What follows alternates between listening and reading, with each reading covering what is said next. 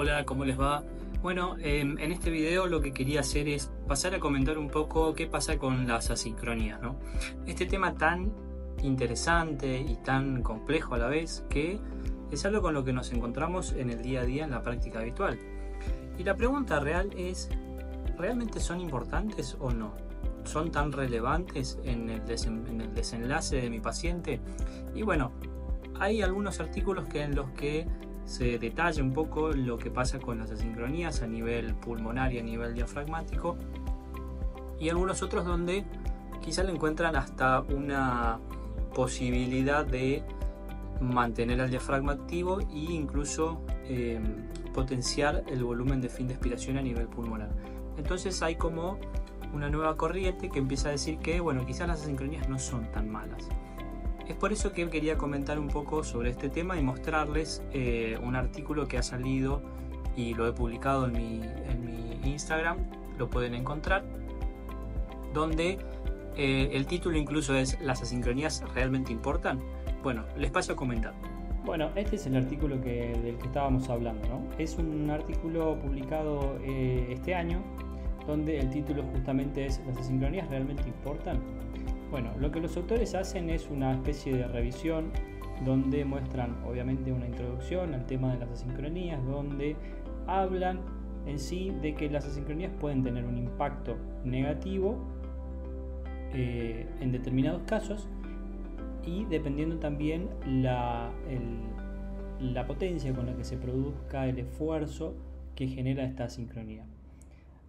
En simples palabras, las asincronías, ¿qué son? Bueno, es una diferencia, ¿sí? Una alteración donde el ventilador mecánico va por un lado y el sistema cardiorrespiratorio y muscular del paciente va por otro. Cuando hablamos de sistema respiratorio propiamente dicho, incluimos el componente neurológico, el componente neural, digamos, el drive ventilatorio, el impulso, los pulmones, ¿sí? Donde va a ingresar el volumen de aire, y los músculos, en este caso principalmente el diafragma. Estas tres estructuras son las que van a estar involucradas en la coordinación con un ventilador mecánico, que no es más que una máquina neumática que va a tratar de introducir aire, ¿sí? De la manera en que el operador, en este caso los médicos o los profesionales tratantes, programen el equipo, ¿sí? Es decir, que nosotros vamos a programar la manera en la que va a entrar el volumen de aire, ¿sí? Cuando digo la manera, hablo de la cantidad de aire que va a ingresar, la velocidad a la que va a ingresar, durante cuánto tiempo va a ingresar, ¿sí? Y todas esas cuestiones van a impactar directamente en mi paciente, que a medida que empiece a despertar de la sedación profunda va a tener una necesidad de respirar por sus propios medios. Y esos propios medios no son generalmente iguales a los que le estamos dando con la ventilación mecánica. Entonces tenemos dos situaciones: una donde el problema es el seteo de la estrategia ventilatoria, y otra donde el problema es la necesidad de mi paciente que no estamos cubriendo. A partir de ahí los autores hacen una descripción de esta definición de asincronías, hablan algo de los efectos fisiológicos sobre el diafragma, que ya les voy a comentar, y los pulmones. Especialmente que estos efectos dependen de lo que en un artículo de hace unos años lo denominaron clusters, que es la cantidad de asincronías que se dan durante un determinado tiempo, ¿sí? O sea, un grupo de asincronías, eso es un clúster, durante determinado tiempo. Cuanto más clusters en el día hay, peores serían los resultados de los pacientes, y es un concepto un poco más novedoso y amplio que el índice de asincronías, que lo medíamos durante un minuto nada más. Uno de los títulos que propone el artículo es ¿sí? Novedades en cuanto a la clasificación. La mayoría de las clasificaciones, o la manera en la que clasificamos al principio las asincronías, tienen que ver con las variables de fase, ¿no? Estas variables de fase que son, aprovecho el gráfico de acá abajo para mostrarles, que son el inicio, ¿sí? La mantención, el ciclado y la fase de expiratoria. Entonces, durante esas cuatro fases vamos a clasificar a las asincronías, ¿no? Asincronías de inicio, asincronías de sostén o de flujo, asincronías de ciclado y asincronías durante la fase expiratoria. Esa es la clasificación más utilizada con fines académicos. Pero, por ejemplo, hay asincronías como el trigger reverso que salen de esa clasificación porque puede aparecer en diferentes partes, ¿sí?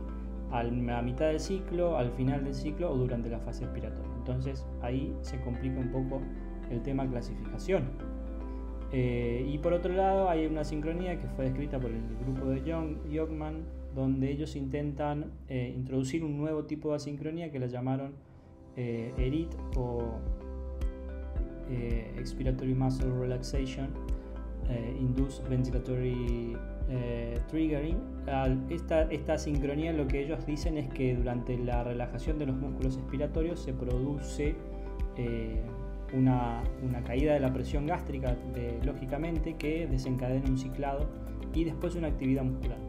Esto se generaron algunas controversias con este tipo de asincronía, y lo que los autores han dicho es que los principales autores han dicho y han encontrado que esto es simplemente una respuesta fisiológica que se ha visto en animales y en pacientes donde los músculos expiratorios después de una contracción reducen la presión transdiafragmática y eso genera una actividad muscular, una actividad inspiratoria.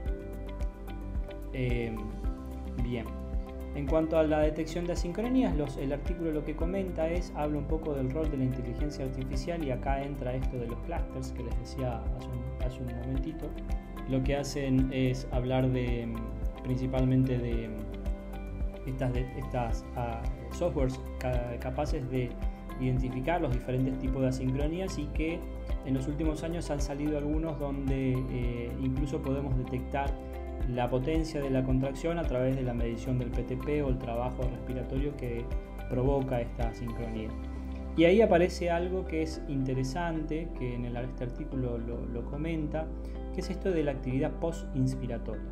Fíjense en este gráfico donde tenemos acá una sincronía de disparo ineficaz, esto es curva de presión en la vía aérea, curva de flujo, tiempo, y curva de presión esofágica. Fíjense cómo acá hay una actividad diafragmática que no es detectada por el ventilador y se genera un disparo ineficaz. Esto es actividad postinspiratoria y contracción excéntrica del diafragma, ¿sí? Fíjense esta actividad postinspiratoria, acá el diafragma sigue trabajando, el ventilador cicló, hay un ciclado prematuro, ¿sí? Y continúa la actividad del diafragma, y esto es actividad que no está siendo soportada.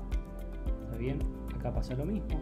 Esto es un trigger reverso, fíjense que acá no hay actividad del diafragma, acá se contrae, ¿sí? Posterior al ciclo, y es una actividad que gran parte de la contracción del diafragma no está siendo soportada. Entonces, este nuevo concepto, este nuevo entendimiento que tenemos acerca de la actividad del diafragma, lo que hace es exponer un poco más los mecanismos de injuria por sobre el músculo.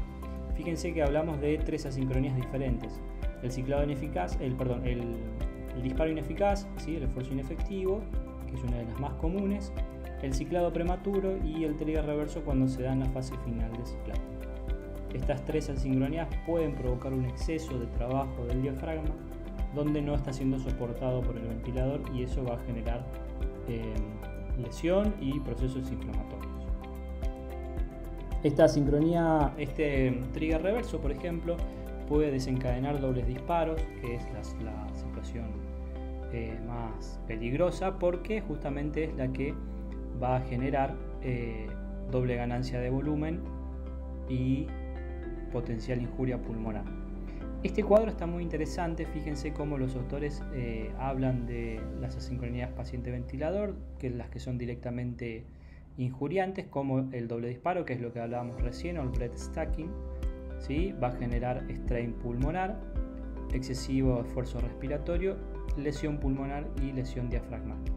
Esto va a llevar a una ventilación mecánica prolongada y una alteración en la motilidad y en la mortalidad. Por otro lado, tenemos asincronías con la actividad esta post-inspiratoria, que es lo que les decía recién. Fíjense, acá hay actividad como si fuese un trigger reverso o una sincronía de ciclado muy importante, donde hay actividad excéntrica del diafragma, genera lesión, ventilación mecánica prolongada y probable mortalidad.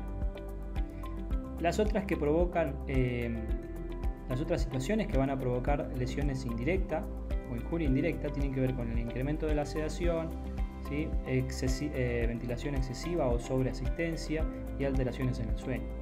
Todas estas situaciones generan un bajo drive, bajo esfuerzo, lesión diafragmática por desuso, ¿sí? Alteraciones o sobrecarga cardiorrespiratoria, lo que va a provocar fatiga muscular, más delirio, y todo esto genera ventilación mecánica prolongada y empeora los outcomes. Lo otro que vamos a encontrar es el posible beneficio de algunas asincronías, que es lo que les decía hoy, ¿sí? El trigger reverso con una baja actividad previene el desuso, ¿sí? El breath stacking que se da una sola vez o muy cada tanto durante el día de ventilación mecánica puede ser una actividad natural, ¿sí? Como un suspiro que tenemos todos, y eso mejoraría el volumen de fin de expiración. Y el trigger reverso y los esfuerzos inefectivos, algunos podrían reducir el volumen de fin de expiración, mejorar el volumen de fin de expiración, mejor dicho, y incentivarnos a reducir el soporte. Eso mejoraría el volumen. Estas situaciones, como les decía, algunas van a estar relacionadas con los outcomes pobres o los peores outcomes, ¿sí? Mayor mortalidad, más días de ventilación mecánica, que son los que vimos en la primera parte de este cuadro, y los beneficiosos, que fueron los que comentamos recién. Bueno, el artículo en sí es muy interesante, es bastante más amplio de lo que les estoy comentando, pero a fines prácticos es lo que trata de expresar. Bueno, espero sus comentarios para seguir hablando de este tema que nos apasiona tanto, que son las asincronías.